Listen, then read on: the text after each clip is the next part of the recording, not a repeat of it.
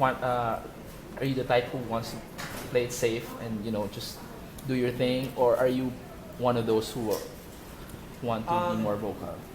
I mean, when I was younger, I was just, I was a teenager when I started this, so I was just, they'd ask you about like all these things and like your opinion. I'm like, oh my gosh, I don't even have an opinion about some of this. But as I've gotten older, I've definitely gained more of an opinion about things. I'm not afraid to be who I am. Whereas before I was like, I have to be politically correct. I can't do anything or reveal anything about me that would be offensive to anyone. I think one of those was like being a Mormon, for example. And it's like, oh, you know, so many things, you must hate these kinds of people or that, or you must have 6 wives or 6 moms. And it's like, so I'd be like, oh, just don't talk about it so that you're politically correct. But now it's like, I'm not afraid to be who I am, and that's part of who I've always been. And I think with social media, you can't really hide things about who you are in your life. So I think people are daring to be themselves more, which I think is a good thing. Let's talk about your journey.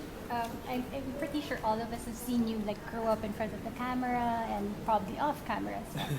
So it's been a pretty good and interesting journey, to say the least. I mean, coming from an American Idol alumni, right? So my question is, from your transition from an American Idol to a real life idol, do you see yourself like being an advocate of anything, like any charity or probably mental health awareness? I think that's great that they have that it's Mental Health Awareness Month. It's something that definitely inspired Postcards in the Sky, the new album.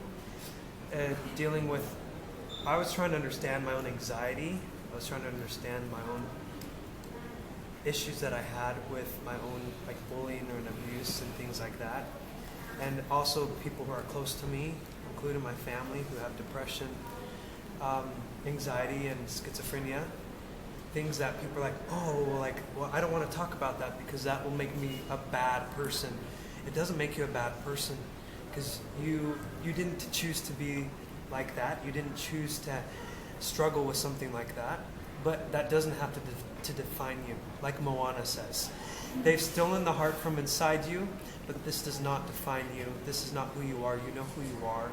And even if you have to struggle with a lot of things, a lot of voices, a lot of emotions that you don't understand, I'm a big believer that there's this still small voice in us, this quiet voice that is always guiding us, that's still saying keep going. And it's hard because the other voices are louder. And a lot of people, people with opinions and even bullies, cyber bullies, they can be very loud. But even the voices inside, like saying you're not good enough, or you're dumb, you're an idiot, why even try, don't get up, there's nothing good waiting for you this day. They can be very loud. But that doesn't mean that they have to win. I think that we have to know that we can be stronger than those feelings.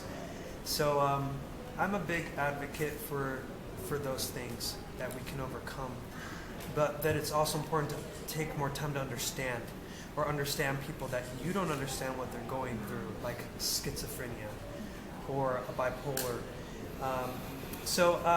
And then I always am a big advocate of kids.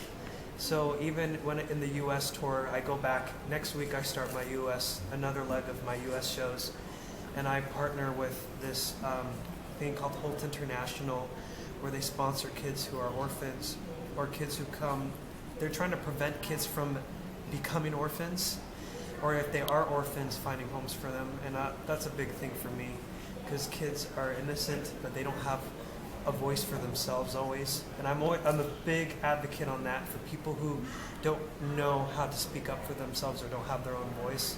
So that's another cause, kids, orphans especially.